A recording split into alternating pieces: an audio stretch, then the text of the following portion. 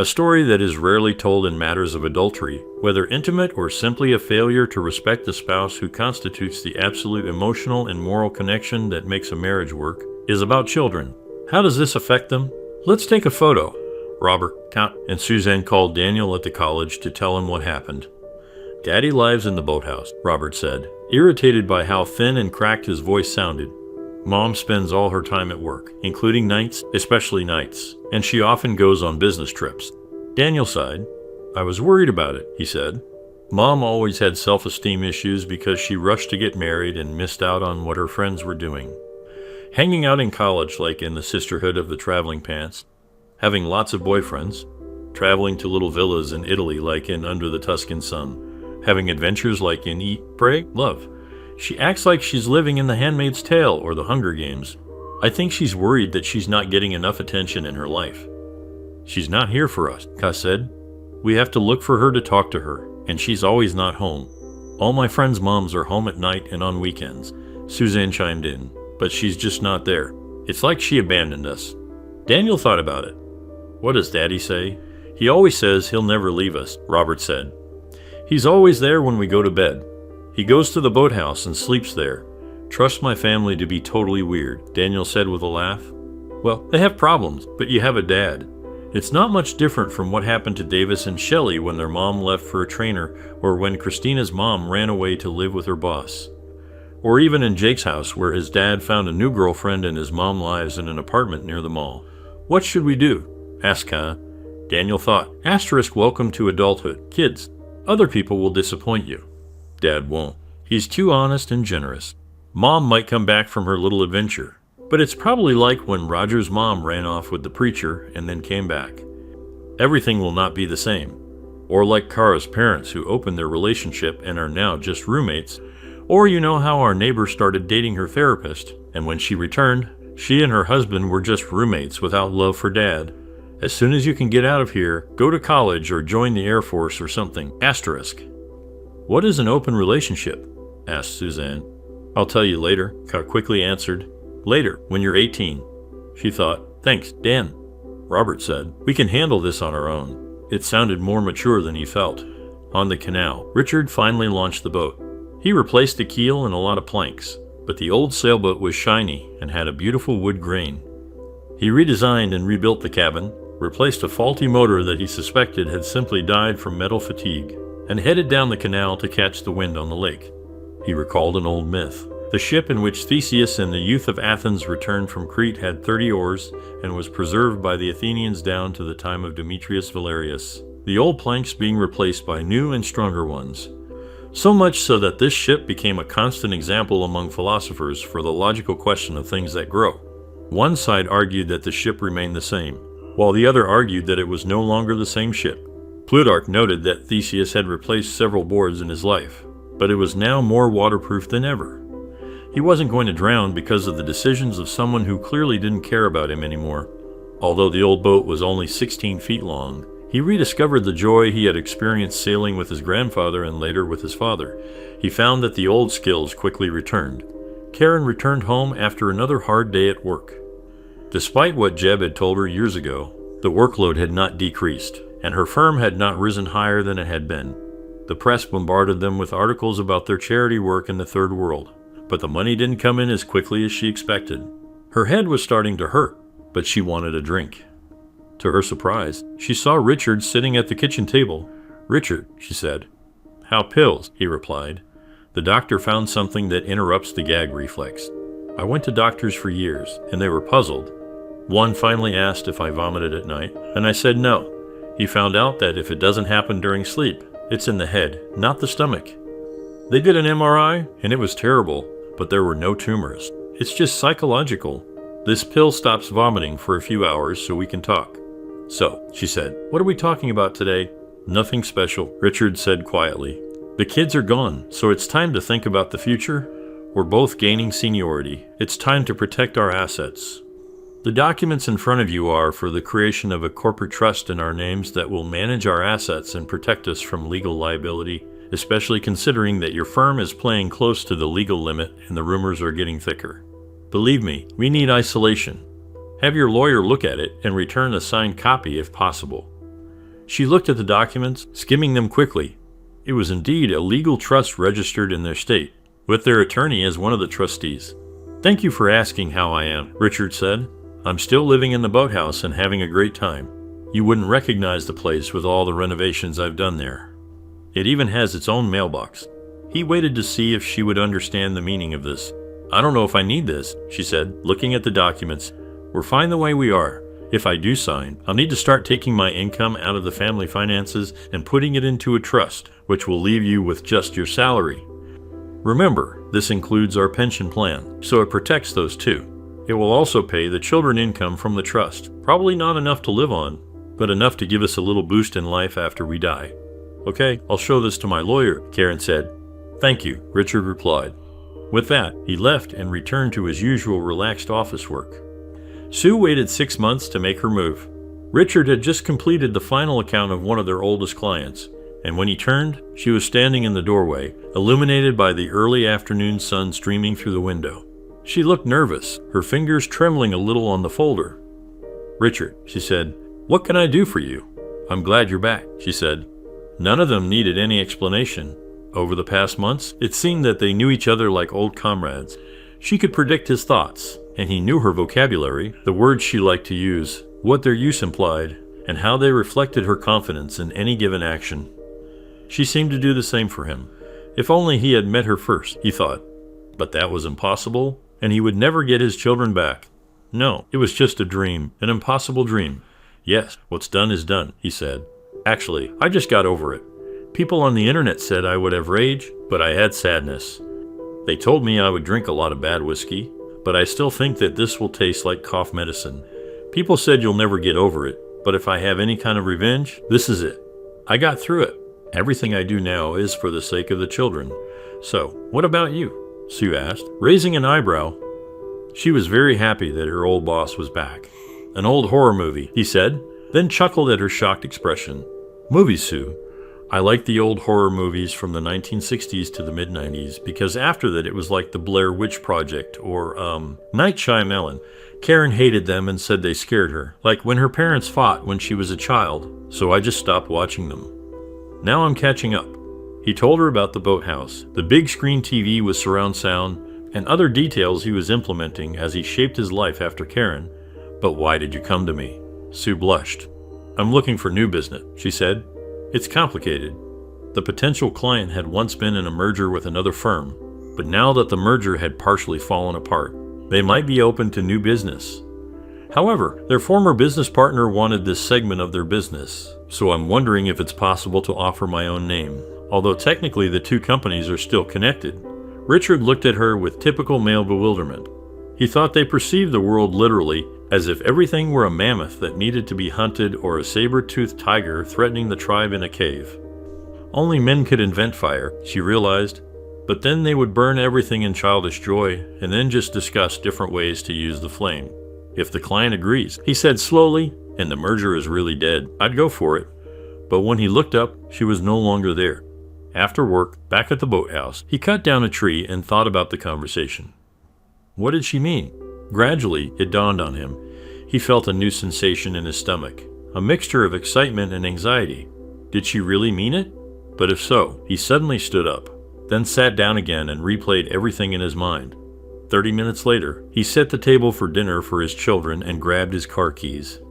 He turned to the children with a guilty face. "Go," said Robert. "No matter what you did, you haven't looked alive for I don't know how many weeks." Then he burst into tears. Richard held him close and vowed that he would control his emotions for the sake of his children, innocence on the altar of sacrifice caused by an act of serious abuse of what he considered a good marriage. As night fell and the birds gave way to the sounds of insects and the soft sound of sprinklers turning on, he turned the corner of the sidewalk leading to an apartment on the west side of town. The Sheffield apartments took up most of one of the dreariest alleys he had ever seen, but it was a safe and quiet area. He checked the address on his phone and walked to an apartment on the west side of the large, sprawling complex. She opened the door before he knocked. "Did you get my message?" she said. "I'm stupid," he began apologetically. "But you came anyway," she asked. "Why?" "Hope," he spoke. "When we first talked, it became clear to me that you were someone, not something. There was just vitality, honesty, and direction." One door closed, and you open another. You walked in there with courage and told me the honest truth. At that time, as I now understand, I was surrounded by liars. I was impressed, and I still am.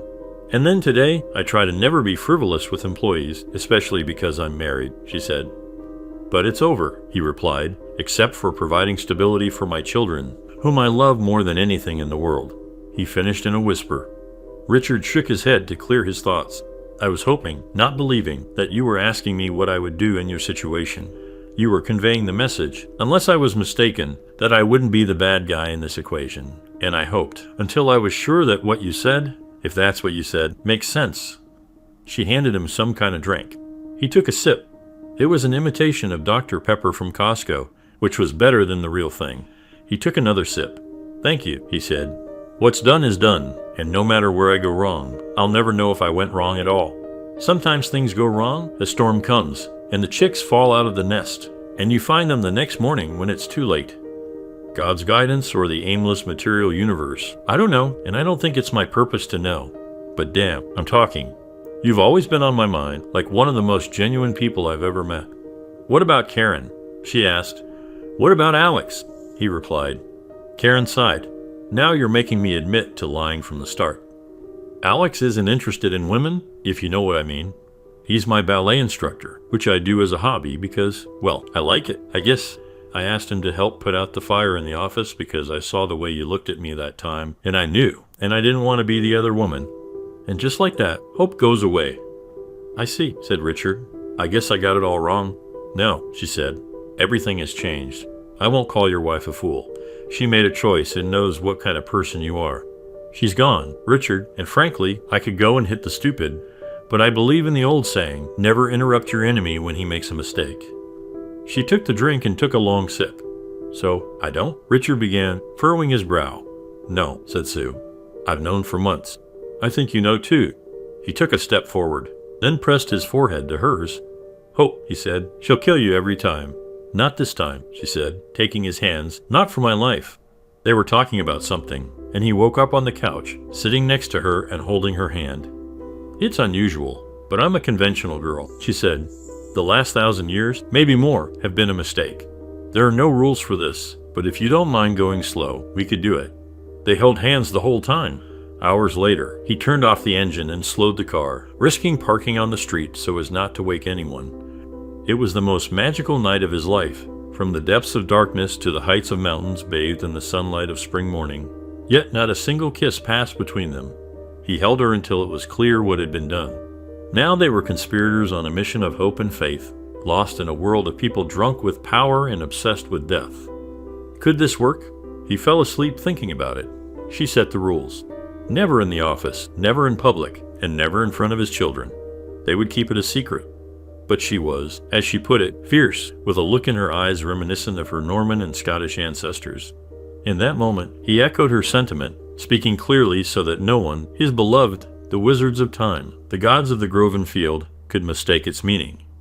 The choice was eternal, he realized, and any moment could change everything, just like the moments that had destroyed his marriage. He could retreat from the abyss at any time, but this abyss felt only dark on the outside, filled with light on the inside. In the evenings, after the children had gone to sleep in his rapidly improving boathouse, he liked to cook for her. Sometimes they simply sat and talked. He learned her story, a shy girl with honey-colored hair who wrote well but never fit in, and discovered that she had a black belt in Gracie Jiu-Jitsu. She revealed things about him that Karen had never thought to ask, like how he had spent a summer with the volunteer fire department in the Pine Woods. Their personal vocabulary developed, as did their attachments. One evening, sitting on the couch and holding hands, they both knew it was time. There were no words. Eventually, he found the courage to confess his feelings. I love you, Sue, he said.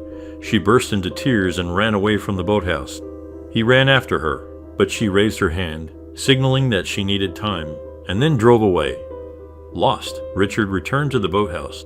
How could he hurt her with something he believed was positive? She was absent from work, not cold or distant, just not there.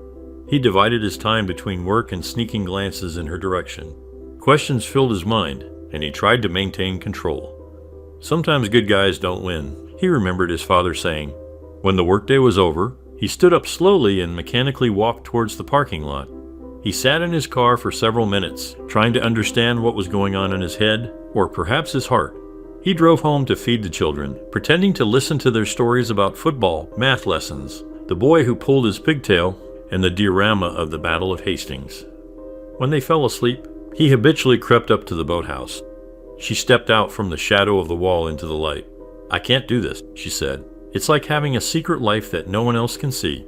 I can never be who I want to be, your wife and the mother of your children, and no one will see who I am inside or why this choice is important to me."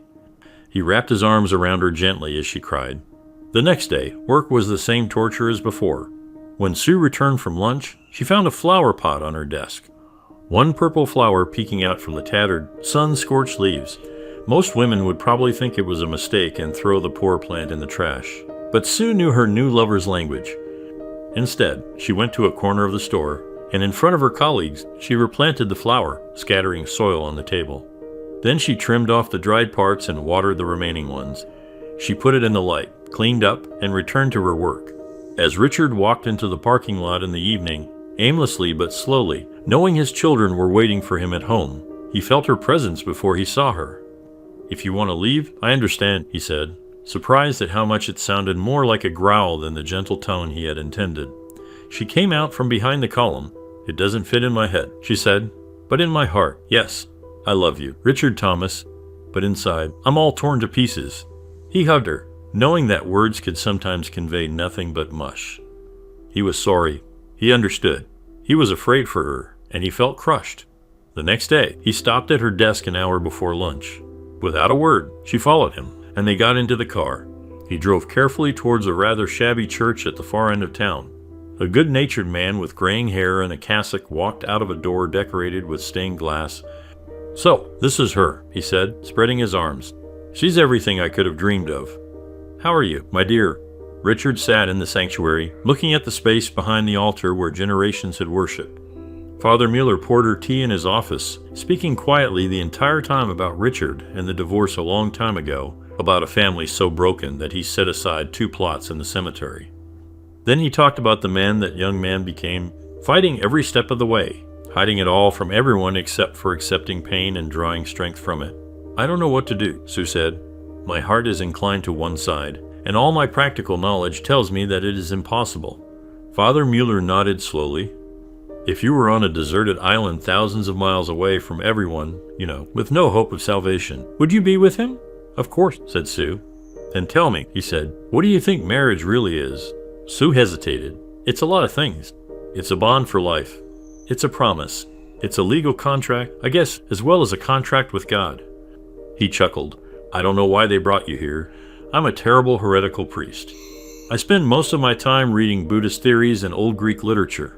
I don't agree with the idea that we show our faith to God by doing pious and charitable deeds and thus earn our place in heaven. I think we do this by making difficult decisions like this and doing what turns out to be best for everyone in the material world. Since God put us here for a purpose, and in my opinion, that is to develop souls through suffering, including such choices." The priest blew on his tea and continued, "They call my view solified or faith alone, which means that faith is not in charity, but in right thinking. If your heart is pure and your mind is clear, you will do the right things here on earth. And that too will be right in heaven. We cannot show God our faith, but we must live it. This is the difference between love and a marriage ceremony. Life is random, and there is no plan, and how we deal with it shows what we are inside."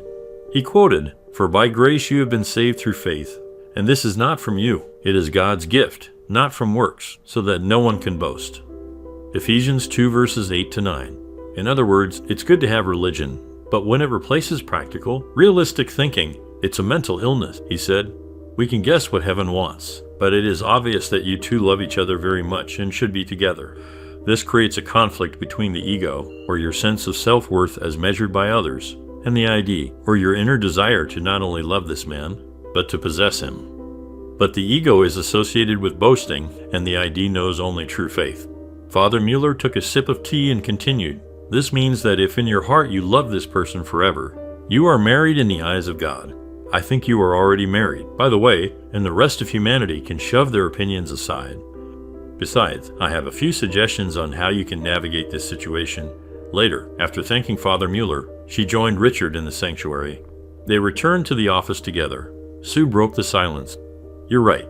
He helped clear things up for me. It's my pain of not having a big white wedding where my family will finally see me as something more than a loser and all my friends will owe and I will finally feel like someone who made it." Time moved forward. The plant in her office grew, was replanted several times, and eventually became a small bush in the corner. Every night, Richard took care of his children, then went to his newly cozy boathouse. He bought her an emerald and diamond ring, made a new group of friends who knew her as his wife, and set up a business by purchasing the condominium where she lived with their rapidly growing family.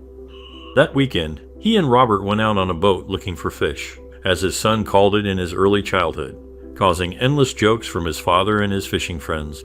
"I never want to get married," said Robert. Richard chose his words carefully, as he often did, knowing that children remember every comment, casual or deliberate, from their parents, often for a lifetime. When he interacted with his children, Richard understood that he was not just Richard, but first, a parent, a general, or a dad to his family, and he needed to do things right every time. "Marriage is the hardest thing I've ever done," Richard said. "This is also one of the best things I have ever done, if not the best. I got you as a result of this, and you are not many copies of me in my mind, but your own people who bring the best of what your mother and I had." "But Mom is never home," said Robert. "It's like you're not married at all." "I love your mother and always will," Richard said. "She made some choices that, well, it's hard to predict how things will work out in the long run, made things difficult. I will always love her and forgive her, but her choices have consequences." Robert looked at the fishing line in the water. "Is that why you live in a house on a boat and Mrs. Sue comes over at night?" "You'll never fool them," Richard thought. "Yes," he said. "She's a good friend." "Will she become our mother?" asked Robert. "No," said Richard. "It's a little unusual, but I think most lives are like that.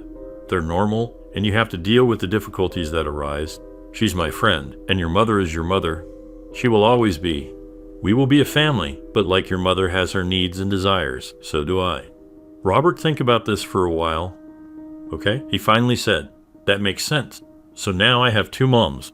Robert asked. "Yeah, basically," Richard replied, reeling in an empty can covered in seaweed on his hook. They both laughed and headed back along the canal to the house. Robert went to see his friends, and Richard returned to his little house on the water, the destroyed house behind him. "So, this is what you've been doing?" Karen began, approaching the boathouse. Richard was busy polishing that old sailboat, making progress on repairs. "It's nice that you're interested in what I do," Richard said, lighting his pipe to keep it lit while applying another coat of oil to the wood drying in the sun. "This boat has been rotting in a barn for many years and always had some, how should I say, internal flaws. I threw out the parts that were never meant for it and replaced them with new wood." "I signed the document," she said, throwing it toward him. "My lawyer, Rouleau, said it was pretty standard and a good way to protect our money. But I thought the corporate liability clause was strange." "What about us donating 10% of profits to the Arboretum?" Richard was surprised, but kept his gaze steady. In such moments, his eyes regained the sparkle they had before he learned of her infidelity. "No," he replied, about the point of morality, and even more about the need for contribution. Karen continued, "It seems like you're hijacking my salary." "The trust only works if we put our entire fortune into it," Richard explained. "I put everything I earn into it, just like I did with this marriage. That's why I signed it. But I asked Rudolph to add a clause that any personal purchases I made would come from my earnings before making the deposit." Karen insisted. Richard thought about it. "If the same applies to me, I agree," he said. "So, we're equals in everything." He had anticipated her demand after all. "Okay," she said as she left. "Just put your initials on the changes." She congratulated herself on yet another successful business meeting, but in the back of her mind was the thought that Richard was, after all, a professional negotiator. Richard released a steady stream of green into the grass and then stood hesitantly to grab the hose. 10 years passed since Suzanne left for college with the intention of studying compiler design and machine learning. Richard felt a great sense of pride. All 4 of his children went on interesting paths. Robert, to his surprise, joined the Marine Corps and set out to obtain professional certifications in HVAC to manage network systems for warehouse climate control. Keel received a scholarship to a private college, and Daniel opened his own plumbing business for luxury homes and corporate rentals, making more money than he knew what to do with. One sunny day, Suzanne was starting high school when Karen rushed toward the boathouse in a rage. She stopped to knock on the double doors, finding them unlocked. Clutching a thin folder in her hand, she gasped, "What in God's name?" Someone had replaced the old, creaky boards with new ones that had grooves for joints and covered everything with drywall. It had a small bathroom, albeit with a composting toilet and wiring for electricity. There was an office nook, a kitchen, a nook for a bed and a former loft, and the coziest men's corner she'd ever seen, with leather sofas angled toward the TV. The full-size refrigerator she checked was filled with meat, beer, and the occasional vegetable, which was probably suffering from self-esteem issues. Did he party here? It looks like it, Karen thought, feeling a moment of abandonment. The irreparability affected her self-esteem. She was no longer important to her husband. When she noticed women's clothing, bras and panties, in the dresser next to the corner bed, she instantly knew she had been replaced. Even more, this small space, the size of a two-car garage, seemed cozier and more welcoming than their house had been in many years.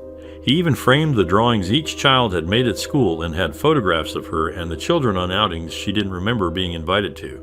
There was a quote on the wall, "I advise you to be careful, although never fearful. Be very careful with what you drink, with other men's women, and with a third thing, with men and their temptation to steal."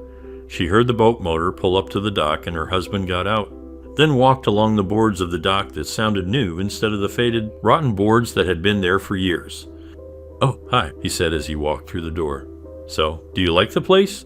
"Very beautiful," Karen said dreamily, then snapped back to reality. "What the hell is this?" she demanded, shoving the folder in his face. "Adoption papers for your secretary's children." "No.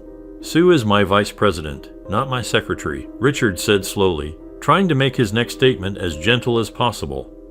"They are also my children, but now they will bear my last name and become part of our family so they can have their share of the trust." "You had kids with that woman? What the hell?" Karen stopped mid-sentence. "Exactly," said Richard. "You left me, so life went on without you," Karen said, snorting. But she fell silent again. He handed her the card between his first two fingers. "We have a meeting scheduled for this Wednesday." Richard turned to the table, taking everything out of his pockets, and remained there until he heard her high heels stopping away and then running toward the house on the lake. Night fell slowly, as always, and the fireflies came out to play in the long grass, far enough from the noise of the roads to survive. A few days later, Richard found himself driving to a large house in the city center. It had once been a family home, but like many organic things, it had been replaced by commerce and the inexorable march of progress that Richard no longer trusted himself to define. Now, it was an office where a consultant rented space. "I am Dr. Roe Winslow, and we are here with Mr. Richard Thomas and his wife, Mrs. Karen Thomas. This is being recorded for the protection of my clients and, myself." There was a knock on the door, and Richard opened it. "I'm Nick Randall, Mr. Thomas' lawyer," said a tall man in a smart suit. "I'm here at the request of my client to protect his interests and explain some of the things that are happening here." Karen looked back at the other three in the room. She chose Dr. Winslow, a Catholic traditionalist with feminist leanings, because of his record in protecting women by supporting men's commitment to marriage and reconciliation at all costs. The psychiatrist looked confused. "Karen is here," Richard began slowly, then changed course. "My wife discovered that I have been living with another woman in her backyard for the last 10 years and have 3 children. "Holy cow," Dr. Winslow said, then regained his professional composure. "And you didn't tell her about it?" "Because she was busy and didn't notice," Richard said. His lawyer, Nick, began handing out copies of photographs taken outside the motels, each with a date and time. There were quite a lot of them. "Did you know this whole time?" Karen asked in disbelief. Richard gave her a look of pity. "When you love someone, you know their mood. You even know when they stop loving you and only keep you around to finance the house and children." Nick spoke quietly. "After discovering the affair, my client placed his and his wife's income and retirement portfolios into a trust to protect them from events of this nature. On page 3 of the agreement is a morality clause stating that any party to the agreement who engages in publicly disgraceful activities loses his share and receives only a nominal payment of $225 per year. Dr. Winslow looked puzzled. "But if you knew about the affair," Nick replied. "He knew she did it once, not that she would do it again." When she repeated the process, my client admitted that his wife had lost her share, And even more, that she had broken the covenant behind the trust as she continued to live in the house and spend the income from his earnings on personal needs. He handed over a piece of paper documenting many purchases. My client admitted that in fact she intended for the contract to remain in force with the exception of the marital fidelity clause. He took a deep breath. This gives my client the legal right to seek a similar partnership for himself, and he began a relationship with Miss Sue Scott, with whom, as mentioned, he has 3 children. He is now seeking Mrs. Thomas to agree to their adoption so they can bear his surname and be considered children of the lawful marriage in the eyes of the state. His decision to create the trust turned out to be prudent because we have reliable information that Mrs. Thomas and Mr. Sheen used company funds to carry out their long-term affair. Dr. Winslow turned pale as this was not going at all as he had expected. Like most psychiatrists, he knew little more than his textbooks had taught him, even if he considered most of its clever talk. After all, more than a century of psychotherapy had led to more mental illness in society as a whole, not less. But he would never say that to his clients. "Let's take a step back," he said in a voice usually reserved for kindergarten children. "Richard, did you notice that your wife was cheating on you? Instead of trying to resolve it, you took revenge?" "No, doctor," Richard said. "I tried several times to talk my wife out of infidelity. I updated my wardrobe, tried to take her out to fancy restaurants, and got massages, but nothing worked. Despite my supposedly legendary communication skills, when it became clear that the affair was not a one-time thing, but a permanent replacement for me in the role of spouse, I considered this part of the agreement void for myself and found my replacement for the absence of my unaffectionate wife." Nick spoke again. During this time, my client documented the process of leaving Mrs. Thomas. He purchased replacements for his toiletries, clothing, and personal items, then renovated the boathouse to make it a second home, after which he only visited the main house to cook, clean, and read to the children. And communicating with them, Nick handed Dr. Winslow another piece of paper. This is a copy of my client's application for a second address for the boathouse, establishing that it was a second residence. Mrs. Thomas apparently did not notice or care that he no longer received any mail at the main house, nor that his items never changed location. I also have a photo of his toiletries with different expiration dates from almost 10 years ago. "We're getting ahead of ourselves," Dr. Winslow said. "Karen, you need your lawyer to look at this document. However, we are here for marriage counseling. Is there any way you two could resolve the situation, like having a nice dinner together?" "I can't," Richard said. "Can or won't?" Dr. Winslow asked. "I can't. I have a weird stomach problem where, when I'm around her, I vomit constantly and violently. It's debilitating, and the meds to suppress it make me feel disgusting for days. They seem to be hard on the liver. What about meeting outside the house?" Winslow continued, desperately trying to find a way out while still billing for the full session. He also had a sailboat, and as they say, boats are holes in the water into which large sums of money are thrown. "How about a vacation somewhere tropical?" Richard thought for a moment. "If I take a leave, will you sign the adoption papers?" He nodded to Nick, who, like a professional, didn't let a smile show on his face. "Yes," said Karen. "Then we agree," said Richard. True to her word, Karen signed and notarized the paperwork and the adoption process, encouraged by Sue Scott, who understood the complexities of Richard and his situation, began its slow grind through the creaking gears of an expensive but mysteriously underfunded bureaucracy. Richard left the plane ticket under her pillow. He thought about putting away all the old expired toiletries and clothes, many of which hung loosely in his frame but constricted his newly large biceps and calves. But he shrugged. Instead, he went to the pier and lowered the boat onto the canal. Karen found the ticket later and smiled. Maybe this will all work out. She can have it all at once. When she got to the airport in the morning 2 days later, Richard was nowhere to be seen. Confused, she went through security with only a cursory examination of her body cavities and took a seat near the exit. The hours passed, and when the flight began to board, she started to get nervous. Standing up, she turned around. "Jan," she said, "it's so nice to meet you here." "Karen," he asked. She looked down and noticed that he was holding an identical ticket. "I found it on my desk," he said. "I thought you wanted to finally take that vacation we've always talked about." Karen smiled warmly. "Let's go," she said. To hell with Richard and his little game, she thought. She'll make Rouleau deal with him when she returns. Holding hands, they boarded the plane. The fish weren't biting on the canal, so Richard went back and changed his clothes. He called Nick throughout the day. Calls were made to clients whose list Karen had carelessly left on her laptop.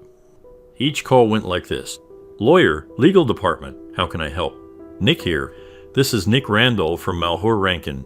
I'm calling about our upcoming litigation against the advertising firm where Jeb Sheen works, and I'm wondering whether your firm was aware of an ongoing affair between Mr. Sheen and his subordinate, Karen Thomas, in which we intend to investigate allegations of misuse of client funds. Were you aware of the extramarital affairs between these two? And did you ever notice any accounting discrepancies in their accounts? Lawyer, I have to find out. We will contact you. He didn't receive a single call back, but the message was delivered. Later, at the end of the day, Nick and Richard found themselves in front of the board of directors of Jeb's advertising firm. Nick started, "It has come to our attention that Mr. Sheen has been engaged in an affair with his subordinate, Karen Thomas, for over 10 years. We have found documentation on Mrs. Thomas' computer that suggests there may have been mixed means, if not the direct use of company funds to finance this affair, including luxury weekend trips. We intend to file a claim for damages to Mr. Thomas' business caused by the revelation of this affair and the subsequent loss of trust that led to potential clients avoiding the firm. With testimony from witnesses, according to several accounts, Mr. Sheen and Mrs. Thomas conducted this affair openly in the office, which we can only assume the firm, and therefore the board of directors, agreed to. We are wondering if you have an initial settlement offer." As he said this, the secretary entered the room and whispered in the ear of the chairman of the board of directors. Richard could only assume that this was yet another client who had called off, as everyone involved was trying to escape the legal storm of steel and feces that was fast approaching them. The chairman turned white, then red. "We'll get back to you," he said. Richard and Nick let them walk out the door. "Message delivered," Nick said when they were out of earshot. 2 weeks later, when Karen returned home, she was in a bad mood. On the second day in Tahiti, emails from their legal department arrived, reprimanding her and Jeb. No one lost their jobs, but it was also clear that their careers would go nowhere after this failure. By decision of the board of directors, Jeb was no longer in charge of his own company. Jeb raged and ruined the rest of the vacation, calling lawyers and grumbling about how they couldn't do this to him. He then called his wife to explain himself. While Karen went to the beach with a cocktail keep serving, she told the cabana guy, handing him a 50. As soon as the plane landed, Jeb disappeared. Karen never saw him outside of work again. The next morning, Mick and Richard, wearing matching suits, ran into Jeb and his lawyer. "We intend to file a legal suit regarding the allegations made against my client," the lawyer began. "Great," Nick said. "And what's more?" "What?" asked the lawyer. "You're new to this," Nick replied. "I've been doing this for decades. You sue us. We get the right to discovery. First, we need Mr. Sheen's schedule, his expense reports for all business travel on the dates we specify, and access to interviews with all employees who could have heard Mrs. Thomas and Mr. Sheen discussing the affair in the office." The lawyer turned pale. "We will contact you." Meanwhile, Karen was looking for work, but discovered that every advertising firm in North America had received a letter of solicitation asking about the details of her affair with Mr. Sheen and the possibility of commingling funds or using company resources to finance their meetings in Las Vegas, Paris, New York, and Atlantic City. Unsurprisingly, no one was willing to hire her for any position above cleaning, and that was only if she took a rigorous ethics course, which she would have to fund herself. Richard walked easily through the house and handed her a check. "That's your 25,000 for the year," he said. "The house is free, and the children are supervised. Please." After recovering from her shock, Karen followed him down to the boathouse with a determined expression. "I never thought you were so immature," she said. "Are you destroying me instead of trying to work it out like adults?" "I tried," Richard said quietly, tying up the boat. "You may remember I spent a lot of time trying. You didn't want to listen. So are you ruining my life?" Richard threw the rope aside. "Let me tell you something. Karen, on our wedding day, I looked into your eyes and saw the path to happiness. Love, family, work, support to pay for it all, a lake house, retirement, and traveling the world, then spending golden years in satisfaction and joy visiting grandchildren and spoiling them. This was what I wanted." He continued, "This is everything you can never have through your own fault. You treated me like a servant or one of your office subordinates. You threw away our love, and with it, our future. There are an infinite number of ways to betray your spouse, but the worst of them is contempt. You treated me like an enemy. All I did was tell the truth so that the world would know that I'm not a cuckold, a man who will take it lying down." Their eyes met for a moment. Karen realized that she had never really trusted him because who could trust a reckless animal that no woman could control? Richard saw years of crying children frightened by the breakdown of their family and the confidence with which Karen ruled as a tyrant empowered by her career. Anger flared for a moment. To hell with it, he thought. To hell with Hitler, and to hell with Stalin too. And to hell with everyone who lied for power, including every American leader since March 16, 1861. Richard sighed and lit his pipe. I'm not a martyr, Karen. As a wise man once said, there was only one true Christian, and he died on the cross. I may be Siddhartha under the Bodhi tree or Odin hanging upside down with an eye missing. I am the one who learns from my mistakes. Your actions deprived me of what I wanted, so I looked elsewhere. But I refuse to divorce you because our children, the products of our love, deserve a whole family and the knowledge that they were not a mistake, even though your actions signaled to them that I was a mistake and therefore so was their creation. As if on cue, a bright white sailboat, much larger than his small boat, approached the dock. Sue waved, surrounded by her children. I forgot to tell you, Karen, but you never asked. We're retired. Sue now runs her own consulting firm, and I do consult too. Since you didn't want to wait to travel the world, I'll go with her and the kids, and we'll have a great time, all time paid for by the trust. But this is not revenge. This is simply getting your life back after betrayal. Richard took a deep breath. I forgive you, he said. I have no resentment, no hatred, no anger towards you. I just don't care. I forgave you, gave up on you, and shut down. Despite all your attempts to become what you thought was important, you became unimportant, and your ethical violations are your own problem. He stood up and walked towards the sunset, surrounded by water swelling with submarine. What do you think of our story today? In my opinion, showing indifference to the family is the clearest sign that something is wrong in the family. What's your impression? Let me know in the comments. See you in the next video.